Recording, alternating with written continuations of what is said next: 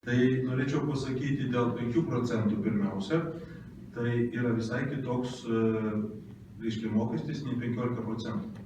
Jeigu 15 procentų tai yra gyventojų pajamų mokestis, kurį mes galime susigrąžinti ir kuris yra skaičiuojamas nuo mūsų gautos naudos, mes galime skaičiuoti pajamas, tai yra išlaidas tam parduotam turtui, mūsų parduotam turtui ir juos galima 1200 susigrąžinti, tai yra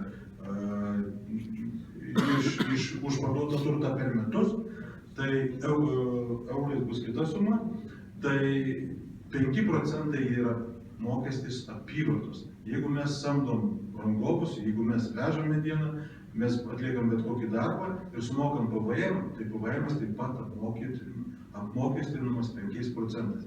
Tai yra dar kartą papildomas mokestis prie visų jau sumokėtų mokesčių. Čia yra šitas dalykas iš viso neįmanomas.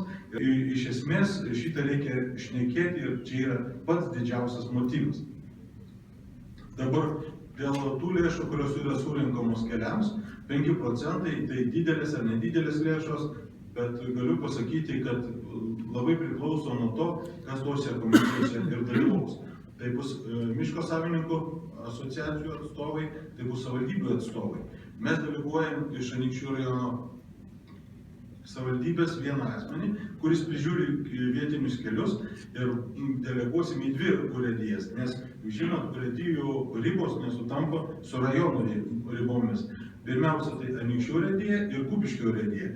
Ir žiūrėsim, kad tos lėšos būtų labai efektyviai panaudotos. Tai yra, kad neišpilta kažkur tai į balą, tas žvyras panaudotas, reiškia, jis prapultų, paprašiau būtų sumaigytas ir ištalžytas per visą tą kelio atkarpą, kad būtų keliai iš tiesų, kokia be būtų suma, 150 ar 100 tūkstančių eurų skirta metams, bet jie būtų panaudotas su liekamąja verte. Tokia situacija, aš tikiu, kad kiti metai bus geresni, šiek tiek produktingesni, bet iššūkių turėsim, tikrai nebus liūdna.